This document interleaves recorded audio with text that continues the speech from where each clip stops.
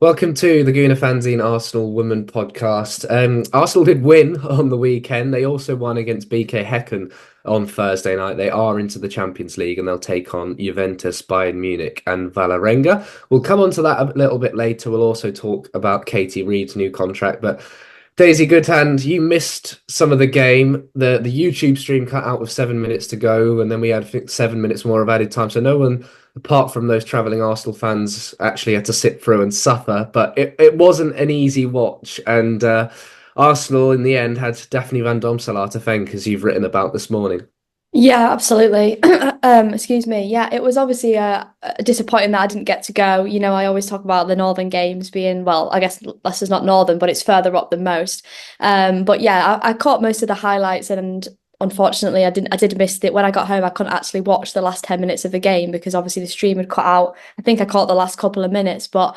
Yeah, I mean, obviously, let's look at the positives. Daphne van Domselaar, first start, wrote a little piece this morning. I think obviously she had a fantastic debut. Still an interesting situation. I'm not sure how Jonas is going to manage that.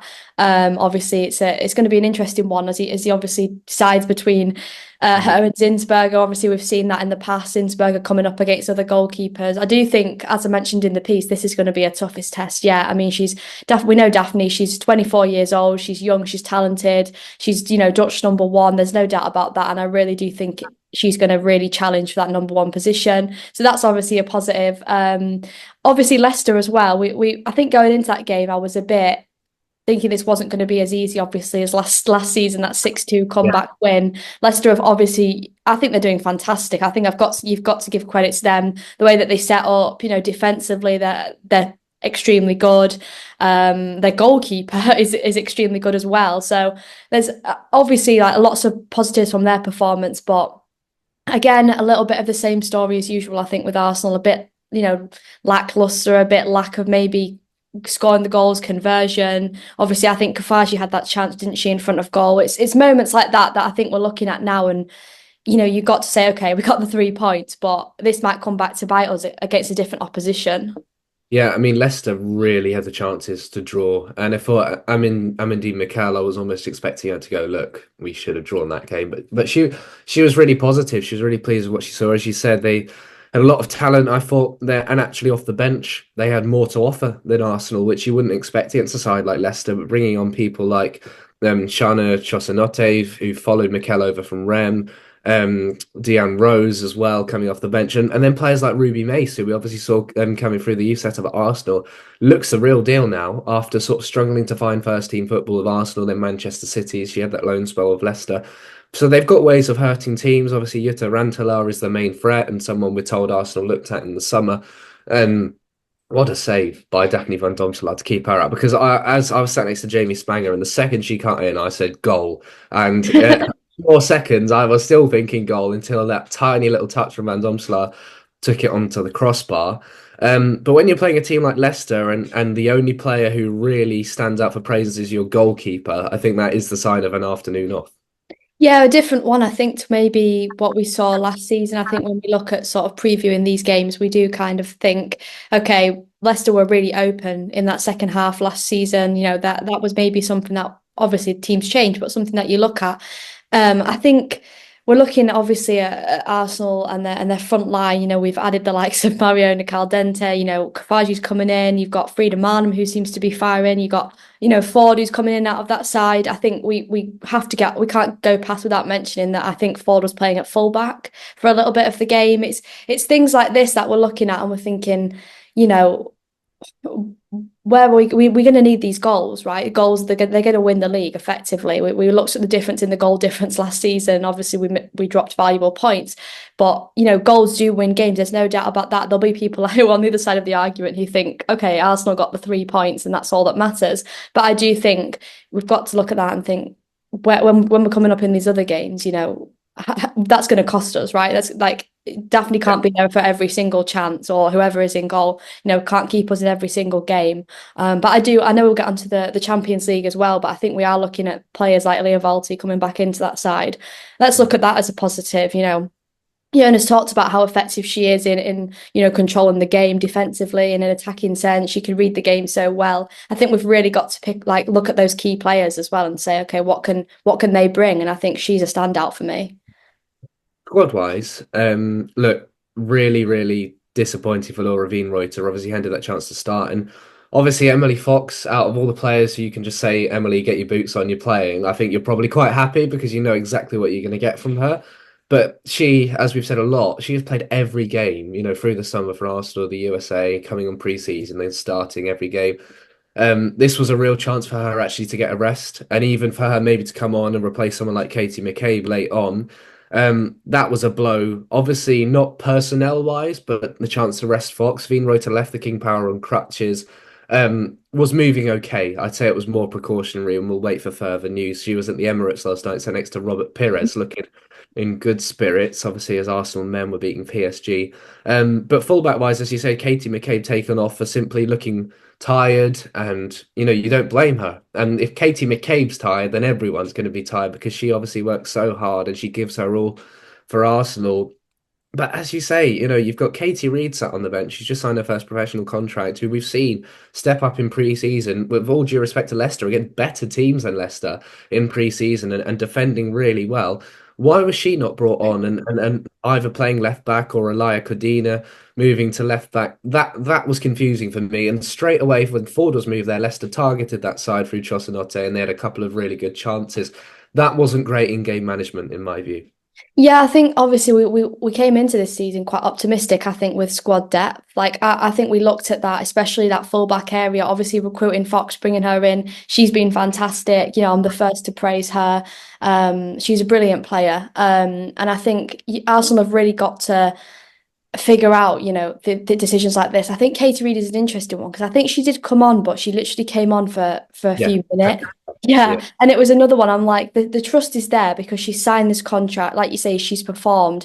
Jonas can be at times a bit skeptical with the substitutions. It's I do think we've got to manage this better. I think we're looking at Kim Little as well. Obviously, I think she was greatly missed in that game. She's Yeah. typically playing that number 8 role so well. She can control the game, and again, she has to rest. As Mm. much as we think Kimmy is fantastic, she can't play every single minute of every single game. I mean, she probably could, but we wouldn't want her to, would we? So Yeah, midfield wise is really interesting to me because, as you say, Leo Valti was great. Kyra Cooney Cross, I think we've seen the best of her when she can play a little further forward, and hard to sort of tell against players like against teams like Leicester how much you can push the midfield on. But that number 10 role, Frida Marnham, 4 goals in 5, but I think she'd admit she's not been at her best herself. Alessia Russo obviously works so hard up front, but she's not really clicked massively with Marnham when you compare, to Man City and Marnham and Blackstenius and that link up that we talked about. All the Arsenal midfielders, individually, we know what their talents are, and Leah Valti, was so good to see her back in the Heckengage. Obviously, scored a great goal. Was really good against Leicester as well. Cooney Cross, I think people worry about her off the ball, but then maybe potentially she's not spent loads of time in her career where she's been, a lone defensive midfielder or someone you have to rely on in that deeper role. And it just seems like the fluidity in Arsenal's team, out wide, they were slow, they were going back into midfield. Did it feel like a bit of a same old story in terms of the issues are coming up again? And it's worrying, isn't it, how predictable Arsenal can be in attack when you're playing against these teams, because it's not easy for Leicester to come up with a game plan when you look at the names on the Arsenal team sheet, but the weaknesses are quite obvious for other teams to exploit.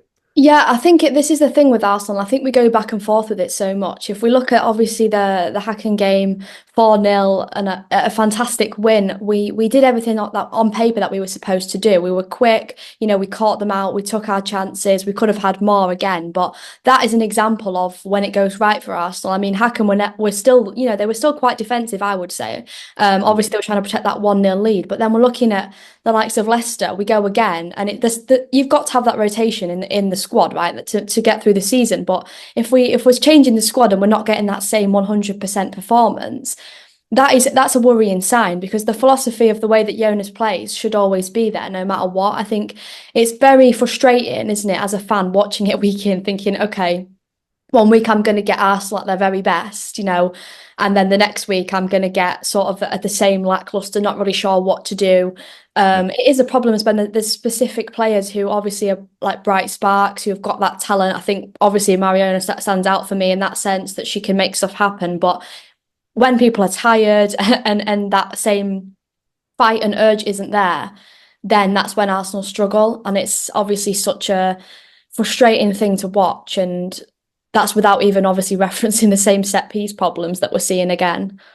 Yeah, I asked Jonas Eidevall after and said, do you feel that Thursday night game took a real sort of physical and mental toll on the players? And he agreed. I think you could tell it with his celebrations against Häcken, how sort of relieved he was. He knew potentially his job was on the line. And what I had hoped, sort of travelling down to Leicester, was that actually the pressure was off a little bit more. And, we'd done the hard bit, we'd done the win or die game, and then you're sort of back into WSL action. But that didn't seem to happen at all. There wasn't a lot of playing with freedom. And, we had Susie Pitchside doing our photography and she took some brilliant pictures. She said it was the saddest goal celebration she's ever seen because it was so muted. It was so muted after full time. Van Domselaar was obviously getting the love from everyone. But it wasn't a happy performance as well. At the same, it wasn't a team who were enjoying playing their football on Sunday. Yeah, it's something to say, isn't it? And I know that this is no, obviously, you've still got to praise Daphne Van Domselaar, like you say, but it's saying something if a team like Arsenal, who have just beaten Häcken 4-0, who are on this high, who are a very attacking team, are coming into a game against Leicester, and their goalkeeper is the only thing that they really seem to like, the only player that they really seem to be praising. I think it's really difficult. These games are obviously important. 3 points that's the key, but you should be going into us. If you look at like Chelsea, for example, going up against Crystal Palace, they're getting a 7-0 win, multiple goal scorers and firing on all fronts. Maybe it's a little bit unfair results to Crystal Palace in general, but I think Arsenal and Manchester City as well, they got a narrow win. So it's very difficult. Obviously, the league getting more competitive. The point is always going to be to get the win and to go home with the 3 points. But you want to see, I think we just want to see a little bit more from Arsenal. Maybe we're just a bit spoiled in that sense. But I think once we saw it midweek, there's signs there that it's possible. Yes, you do get tired. You can understand that. Leicester still did very well. But I think it's the way, isn't it, that we go about it. It's not the case of, oh, we gave everything, we were really attacking, and that's the result, and Leicester just defended well. It's actually, most of the time, we were just quite boring to watch, and that's the problem, I think. I mean, is there one player you feel Arsenal are really missing? Obviously, Steph Catley, would make a difference in allowing McCabe to go further up the field. Leah Williamson, we all know what she can bring. Are Arsenal's problems personnel wise? Because the injuries are mounting. Victoria Pelova was phenomenal last season. Obviously, we're going to be without her for many months. Or is it the style of play? Is it a tactical thing? Because even you look at the players we could bring on: Caldente, Little, Kafaji, Blackstenius, Cole was unused again. But are we missing maybe some of these defenders just to take a little bit of pressure off, the minutes and the legs of these Arsenal players? I mean, I would point out Leah Williamson because I think this is obviously such a key part of the way that Arsenal play tactically. She would point this out herself. I think her ability to sort of go into the midfield and really just unlock defenses with passing range is insane. There's no sort of discredit to the other players. We've got fantastic centre backs, but Leah, I think, brings something different. Obviously, having played as a midfielder, she can do that. I mean, I think Pelova had a fantastic season for us. But I do, obviously, she's always going to be missed. But I do think Arsenal still have that in some way in the midfield. I think Frida Maanum has been doing extremely well in that role. Obviously, that's who he's chosen to back in that sense. And obviously, she's scoring the goals, which is something that we want players to do. But for me, I would pick out Leah Williamson because I think she just brings a different element to the game. I think obviously that's something that Arsenal are missing is just breaking through those tough defences with a pass maybe that only a player like Leah can read and things like that. I think Leah Valti coming in has changed that a little bit. I do think she brings a different element in controlling the game. I think it gives Arsenal a little bit more stability when they're playing. But in terms of creativity, I don't think that you can not sort of talk about Leah and obviously Steph Catley as well. She does actually score a few goals here and there, and we saw that. I think it was against Leicester at the Emirates last season. She was she played at centre back. She was, I think, player of the match. Correct me if I'm wrong, but she made a run that basically went all the way into the box and got Russo or somebody else a goal. So it's players like that. Yes, you do miss. But we have to look at the squad that we've got and say, well, we're not in any position to not have the squad depth, even despite the injuries. Yeah, I remember she scored a corner against Leicester a couple of years ago, which brings me nicely into the next topic in Yeah. terms of the shambles really that were Arsenal set piece routines, and they've brought in a new set piece coach in Chris Bradley. It's really peculiar actually in football now because obviously you're only meant to have one coach sort of standing in the dugout. So every time there's a corner, the two managers sit down. The two set piece coach come, they come out with their clipboards and their headphones and everything. And then Arsenal do the exact same thing they did 5 corners ago, take it short, and then it's either they play back into midfield or it's cleared away. There was one deep cross, I think, that Russo put wide, like a difficult opportunity. But you do wonder, especially when you look at the men's team and how they've revolutionized set pieces, how they're scoring so many more goals. People do point out, Amanda Ilestedt, obviously her height in the box and what that can do. But Arsenal set pieces are a problem now because, as we say, the men's team have proven how effective they can be when you lack a bit of creativity. And we've seen that with Arsenal, obviously, with our Odegaard and players like that. And that's where the women need to learn as well because they obviously let Patrick Wingfield go, got a new set piece coach in, but they were just taking short corners and it was far too predictable. Yeah, I think it's that like predictability of what Arsenal are doing. I think like there's no discredit to the set piece coach because I actually was looking at this recently and I looked actually back at Manchester City and there was quite an instance or two where Arsenal had a set piece and it actually was quite effective. We didn't necessarily score from it, but it definitely looked more effective than it did against Leicester. And obviously, I think we're looking at Leicester and they set up quite differently to Manchester City, right? That's quite an obvious thing. Like City are quite an attacking side, Leicester obviously defensive minded, looking to obviously create chances when they get them.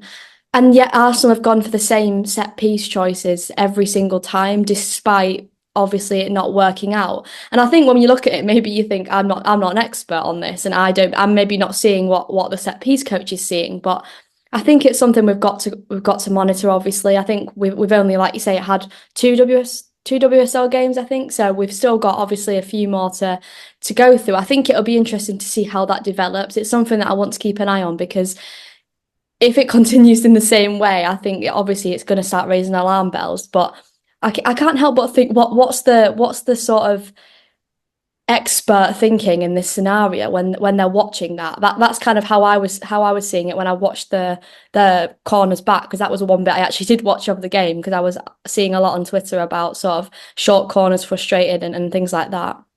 I also think it's takers as well. Kyra Cooney-Cross has been so effective in Yeah. a time with Australia, a time with Hemmerby. Taking corners. She obviously scored some before, and Leah Valti, we know what she can do. But then looking at Beth Mead and Katie McCabe, who were taking them. I want Beth Mead in and around the box. I want Katie McCabe on the edge of the box. You think of that goal she scored away at Bristol City. So you're actually losing attacking threat by, especially when you put two players over for the short corner, because then you lose another one who could be in or around the box. So actually, the takers themselves, you look at all the goals Beth Mead scored over the years and Katie McCabe. Maybe that's something in itself that should be addressed, and someone like Kyra Cooney-Cross should be standing over them instead. I think we've got to look at the fact that McCabe scored that goal in the World Cup that, from the corner, from that, I think that was from That was from the other side. the other Yeah. side, yeah, And compared all to the what, ones at what, Leicester were down in front of my press box, and they were, yeah. yeah, sort of out swingers from McCabe, in swingers from Mead. But I we do did. think the in-swingers from, yeah, sorry, I do think the in-swingers from McCabe, especially from the other side, obviously you can't help that it wasn't in this Leicester game specifically, but they tend to be, in my opinion, more effective. I mean, I don't know if that's just because obviously you get the advantage of a loose ball. I think Leah Volti, even like you said, Leah Volti's had goals that she rarely does score for Arsenal, but well, apart from recently, but she's had moments, hasn't she, where she's been at the edge of the box at the right time and sort of slotted it in the bottom corner. I haven't seen a lot of that from Arsenal. I remember that was such a like one of the key things that they would look at from set pieces. And now if it falls to somebody like Kim Little or somebody like that, it kind of gets passed back round Yeah. to out wide again. And I think we're all frustrated because the amount of times that I heard shoot from these corners, when it lands at the edge of the box, I'm thinking tactically, why are Arsenal not taking that opportunity to shoot? Because like when Leah Volti hit it first time from sort of the edge of the box, look what can happen. Yeah. Yeah, a bit of pressure on now, and stuff like corners. Even from this sort of more untrained tactical eye, once people see them being messed up, once people see them being taken short, it does become really frustrating for fans. And short corners. I think a lot. I get the understanding. I've read the tactics books on why they're effective in terms of changing that angle. But if you're not using them, then you have to go back to the Route One approach, don't And you? Of getting Leicester caught us out, didn't they? They knew exactly what we were going to do by the third one, and they brought that player over and prevented that from happening. So adaptability is obviously, if you try it once and it doesn't work, you can kind of give them the benefit of the doubt. But the same routine that lets them know what's going to happen, then you start to have those question marks. Just finally, then always the difficult thing when you're in the WSL and the Champions League, you obviously have this busy schedule. We've seen the Chelsea Man United game actually postponed in the WSL because the schedule is so busy and a bit of a mismanagement of fixtures.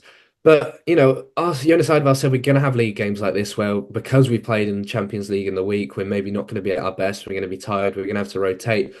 But Arsenal fans know that our most realistic chance of silverware this year is the WSL. I think you can play incredibly in the Champions League and then get stuffed by Barcelona in the semi-final or final. Look at, teams like Chelsea. Have Arsenal maybe got their priorities right in terms of that? Obviously, it's a tough draw, I'd say, on the surface when you look at teams like Bayern Munich and Juventus. But we can't afford to commit to every Champions League game. Obviously, Valerenga hopefully will be in a stage where we don't have to. But it's quite hard to think actually Arsenal are going to throw their resources at the Champions League, potentially at the cost of some WSL games. How do you get that balance right? I think it's a really hard one. Obviously, we want to keep asking for, more competitions, more opportunities. I think that's how you grow the game, but it's extremely tough on the players. We've seen that. Obviously, we come back to this same, injury like situation, the same dilemma. The more games that we play, the more we have to rotate the squad, the more injuries we get. We saw that just with Veen maybe a bit unlucky, but Veen White obviously getting injured in the warm-up and then having to play Fox again. And then if you add also the cup competitions into that, even though obviously we do join later on, that just surely like Arsenal are not going to be looking at, they're still going to be looking at like the FA Cup, for example, and thinking, well, we've still got a chance at that. So then what would the owners be saying then when you add that into the schedule? Obviously, I think it would be. I mean, I've had this discussion with so many Arsenal fans when I say, what piece of silverware do you want if you could only have one? And I think obviously people maybe look at, say, be more realistic and say, oh, a trip to Wembley in the FA Cup. But realistically, the league is getting more competitive. We should be up there competing. We shouldn't just be accepting sort of third place. I think if you look at the squads, that's kind of what wins you these leagues, right? Consistency and having a lot of squad depth. And Arsenal have that. I think they have that personally. We've brought in reinforcements. We've got, yes, we're missing some players still. We're never going to have 100% squad, are we? But neither are like the likes of Chelsea. They're still getting players back. And that's a scary thought that they're still getting sort of Sam Kerr back and things like that. So it's not an excuse. I think for me, the league is doable. It should be. It should be on our mind. I think looking back at the Manchester City game, I thought we played extremely well and we could have won that game. It's the same story, isn't it, with Arsenal though? It's those big games where we think, oh, we might take something out of this league, and then we have to play more fixtures, and all of a sudden we look tired and leggy. And you've got to remember, other teams are in the same boat as us, and we should absolutely be challenging for the title. Talking of the Champions League, then the fixtures are out. Bayern Munich away to start things up. Now, I've seen a lot of Bayern on social media the last few days, and it's obviously Oktoberfest, and the club there really have that tradition. These players are going to be very hungover if they don't get their act together because they've been a lot of beer being consumed by some of these Bayern players. So I hope for their sake that the hangovers haven't been too bad. I think they've got a game on Saturday in the Frauen Bundesliga. Have started well, obviously Bundesliga champions last year. Juventus, top of Serie A, again, they knocked out PSG in qualifying, as we said before going on air, and then Valerenga will be sort of the smallest side in the group, of course. Norwegian champions, though, that is a very cold away trip in December, I feel, for those players. So the full schedule, Wednesday, October the 9th, Bayern Munich away. That will be played not at Bayern's main stadium, unfortunately, at the FC Bayern campus. Arsenal then at home the following week against Valerenga. Then I'll be out in Turin for the Juventus game on the 12th of November. The return leg is 9 days later at the Emirates Stadium. Then Arsenal go out to Oslo to play Valerenga on Thursday, December the 12th. The following week, Wednesday, will be Bayern Munich at the Emirates to finish it off. So enough to keep the fans happy. Not the cheapest away trip. Certainly Bayern go to Munich at this time of year, coinciding with Oktoberfest. It's a very short turnaround for those fans to get tickets booked up as well. What were your first thoughts on the draw? I think that it's a very difficult draw. Looking obviously at sort of the teams that are in there, because obviously it's the top two that go through, isn't it? So is that my top two from the group? Yeah. Yeah. Yeah. Yeah, so obviously you're coming up against. I feel like we're kind of writing Vålerenga off, but looking at the way that Arsenal perform, that might be our toughest game because that's the kind of thing that we do, isn't it? We always seem to go up into those big games and do quite well, and then come up against the maybe not so competitive teams and struggle. But I think that just looking at the schedule, the turnaround is crazy. Fans were already talking about the fact that even the travel arrangements, it's how the Champions League works, but it's extremely short notice. I mean, obviously, it's in a week's time, that first game, isn't it? So it's coming around so quickly. And obviously, we've got the league to play. I was looking at it and I was thinking, wow, we've got sort of the league to play on Sunday. We've got to go. We got to go away to Bayern, and then we've got to play Chelsea at the Emirates. So it's really just Yeah. like a crazy time, and it's going to be really difficult for Arsenal. And looking already at the struggles, I mean, we're already what, like a few games into the season in general with Champions League and everything, and we're already looking a bit tired. So I think obviously it's a tough schedule. I think the competition, like I think Juventus shouldn't be written off either. Obviously, they come up against PSG. Unfortunately, obviously PSG didn't get through and things like that. So it is going to be a tough group. But I expect Arsenal to. Well, I hope you can never expect too much. I hope Arsenal will manage to get through that, and I'm intrigued at other matchups as well. Obviously City coming up against Barcelona and things like that. So it's obviously great competition, but my only concern is that we already look a little bit tired. Yeah, there's some really good games actually around the groups.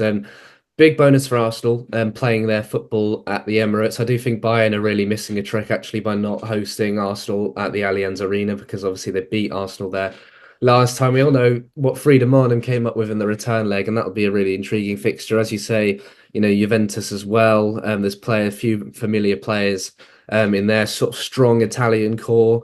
And they'll be really interesting. Bayern, we know how good they can be. Obviously, Georgia Stanway's familiar name, and then Magdalena Eriksson, Pernille Harder have gone out there from the WSL, and Sam Kerr, the different Sam Kerr, the Scottish Sam Kerr, and it's an exciting team. So it is a good group stage. I think Bayern away, we almost need to be careful to manage expectations for that game. And as with any Champions League campaign, your home games become most important. But do you fancy Arsenal to get through, and do you think they can top the group? Yeah, absolutely. I do fancy Arsenal to get through. I do think that I'm basing that on the fact that in these big games we do tend to perform. I don't think by any means it will be easy. Obviously, defensively, we've still got work to do. But I would fancy Arsenal to potentially win majority of those games. I do think there'll be sort of an awkward game in there somewhere, potentially a draw, but it would be interesting also because I think we forget this to see how the other teams go up against each other as well, because obviously that will impact whether Arsenal get through. I'm interested to see obviously Bayern and Juventus how different the competitiveness is between them in terms of their leagues. And I know so little about Vålerenga that unfortunately I don't even know if you can watch the Norwegian Women's League, but I think that's sort of they're obviously champions in their respective league. So it's really interesting because it's when you come in the Champions League, it's not what you're used to, is it? Especially as a fan, you're not familiar with these teams. Obviously, I've seen bits of Bayern here and there. I know that they've got good players. So I'm really intrigued to watch a different kind of football. And that's another thing that Arsenal need to be careful of, obviously caught out against teams that they're not used to playing. We saw them play Washington Spirit pre-season. It's a different kind of like a different kind of play style, different kind of league. So I'm intrigued to see how we do. But we have got that sort of Champions League experience as well, which is going to help us. And we're just going to completely ignore last season like it didn't happen. So we've got to look back, like you say, beating Bayern. We had that Wolfsburg game. We've got huge moments to go off, and I'm excited to see how we handle that, especially at the Emirates. And I hope, even though it's midweek, there's still quite a large number of people, showing up, and I expect there will be.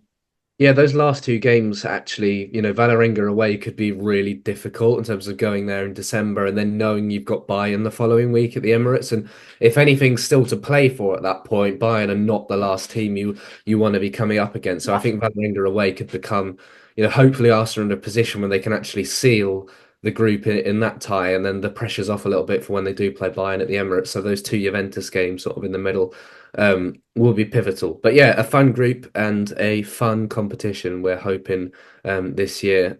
Just finally, Katie Reid, we mentioned her earlier on, signing her first professional contract.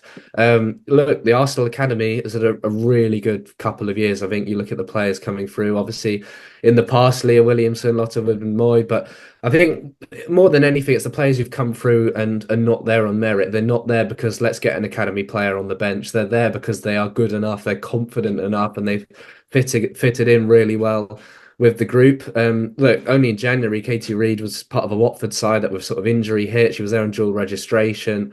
They got relegated from the Championship in the end, and then come the summer, she's already made a WSL debut. She's starring in defence against Washington Spirit, and played really well against Southampton in pre-season too. Obviously, it's a case again of managing expectations, but really good to see her put pen to paper anyway. Yeah, absolutely. I think, with Katie Reid, we have obviously, like you say, we saw a little of her last season. I think coming into pre-season and straight away, obviously, like this season, she's already sort of become like most players, she's already become extremely liked by the fan base, which is huge. I think people started to recognize her talent in pre-season. We pointed that out on a number of occasions when we were reviewing, post-match. I think the whole idea of obviously Arsenal having those players who come up like Leah, like Lotta, and it's huge, isn't it? It's what Arsenal is about, but also just her talent in general. It's not like you say, she's not just granted this on the basis that it has been there since she was young. She's a fantastic player. Like she's saying, I think she's extremely sort of wise for her age, not only like on the pitch but off the pitch as well. Obviously, watching the interview that she did, I think she just shows she's like, I'm here to learn. She's obviously got fantastic people to learn from. I only see her developing further. We were really interested, I think, as well, like how Arsenal would manage her sort of this season. Obviously, we know Amanda Ilestead is out for the foreseeable. We don't actually know when that return date will be, but I think that will sort of be interesting. And we mentioned obviously Katie Reid only coming on for a few minutes. Looking at obviously that Leicester game, I'm intrigued to see if Jonas chooses her at any point and puts that faith in her to start a game, because I think she's got it in her 100%. She just had a birthday, didn't she? So she's 18 now, so she's got that ability to start a game, in my opinion. And if we're going to trust sort of and we're going to have so many fixtures, we're going to have to start trusting these players to start, and not just sort of bringing them on for a few minutes, like you said in that example. Obviously Veenreuter coming out and not being able to play in moments like that, you've got to turn to those players. You've got to be able to trust them. And I really have no doubt in my mind that Katie Reid would be able to step up in most occasions. It's the case, isn't it, of actually the contrast. And if you're in the Champions League group stage or in the Conti Cup group stage, if you're in the Conti Cup, she's absolutely starting one or Yeah. two games in the Champions League. It's whether you can make that risk. But yeah, good news for her and congratulations to her. Everton up next at the Emirates Stadium. You've never an easy test, but they've really been hit by injuries. Just final word, what are you expecting? I'm expecting not so much of a tough test as Leicester. I think Everton have sort of been pinned this season potentially as a weak team. This is probably going to come back to bite me, isn't it? But I think if you're looking at the teams that are in the WSL, maybe like West Ham, they're sort of not one of the the strongest. But we're looking at an Arsenal side that needs to improve and needs to improve quickly. I think we need goals, we need a positive performance. I'm hoping the Emirates contributes to that as well. So I'm extremely excited. I just hope we don't have to be put through all those short corner routines well. So I'm excited to see how we sort of develop from that Leicester game. And I think we sort of need a more positive attacking performance. Yeah, also interesting to see what sort of attendance we're looking at as well. No, not quite sure so far, but we'll see. Daisy, thanks for your time. I know you've got an IKEA order pending, so we won't keep you any longer. Yeah, thank you.